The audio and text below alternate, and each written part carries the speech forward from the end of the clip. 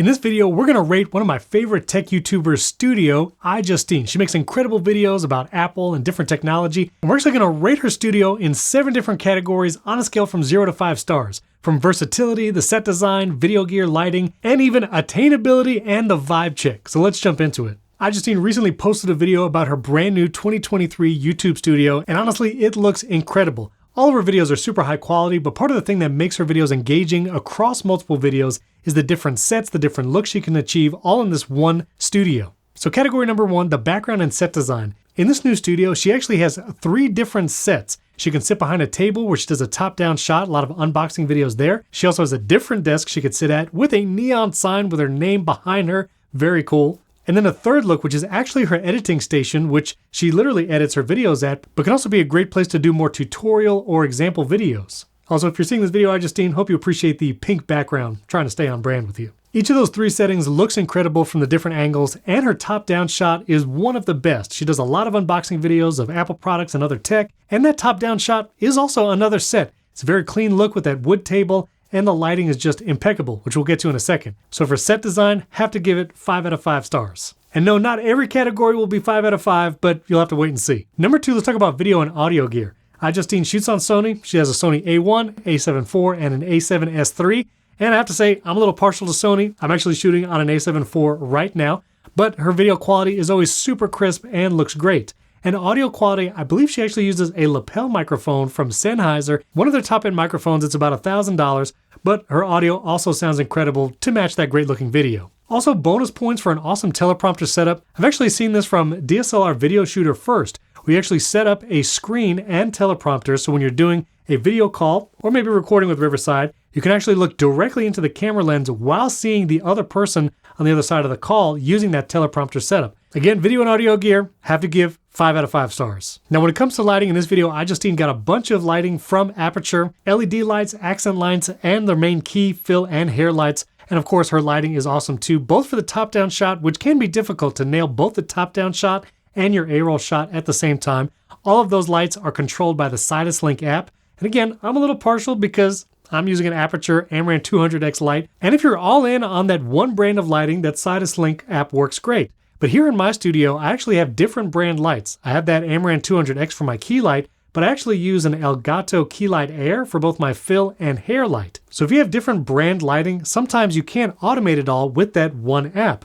But what I do is I actually use HomeKit devices like smart home plugs, smart home lights. I have Hue colored lights behind me that use Flare's HomeKit. And because all the lights in the studio are HomeKit powered, then I can run a scene and in just 30 seconds, I'm ready to record. So if you're using multiple brands of lighting, accent lights, key lights, you might want to look at some home automation, either through Apple Home or Alexa.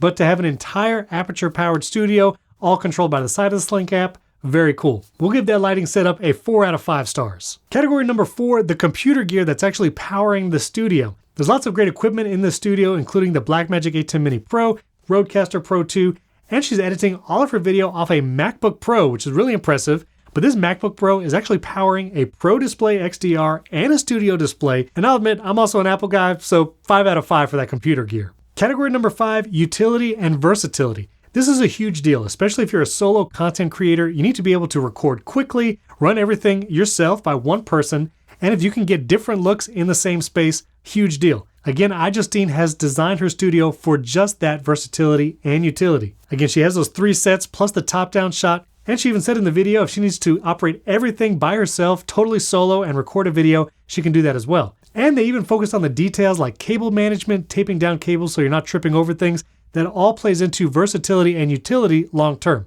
For that, 5 out of 5 stars again. Now this next category will apply to everyone, and that's attainability. How attainable is a studio like this for most content creators? To build a studio like this, it is definitely going to be costly. Just the Pro Display XDR and computer setup itself is over $10,000. The speakers that she talks about in the video, which was actually given to her by Jonathan Morrison, incredible sounding speakers, but just that audio interface and speakers together are several $1,000s. Not to mention all the cameras, the stands, desks, set dressings, and all those lights from Aperture. So this studio altogether is definitely tens of thousands of dollars. So attainability might not be there for a lot of creators. Now you can choose to use cheaper lighting or different cameras, maybe not do the teleprompter setup or use the ATEM switcher, just record everything locally to the cameras. And you can even set up your studio to have multiple looks even just in the same space. A lot of times this is my A-roll shot, but sometimes I'll turn around and shoot with the desk behind me. So even in a small space like this, you can achieve multiple looks. But for attainability, we're going to give iJustine Studio a 3 out of 5. Finally, category number 7, the vibe check. How did the studio vibe with the creator? Does it match? And we have to say 100% this studio is iJustine. I mean, that pink neon sign with her name in it behind with the YouTube play button, so cool. Plus all the sets just match her personality. She's able to use lots of color, and she's able to let what she's saying and the product she's reviewing really shine in all those areas. And seeing that editing station as one of the sets where she actually makes the videos, super cool. The vibe check, definitely 5 out of 5 stars. Overall, iJustine Studio setup is incredible. All of the video looks pristine, audio sounds amazing, 3 sets is super versatile, and it definitely matches her brand. The only points we can really deduct is the attainability for most creators just because it is so much equipment in that dedicated space. But overall, iJustine Studio is a solid 4.5 out of 5. It's an incredible place to look for ideas. You need to watch her entire video on that studio setup. We'll put that link. It'll be the first one down in the video description.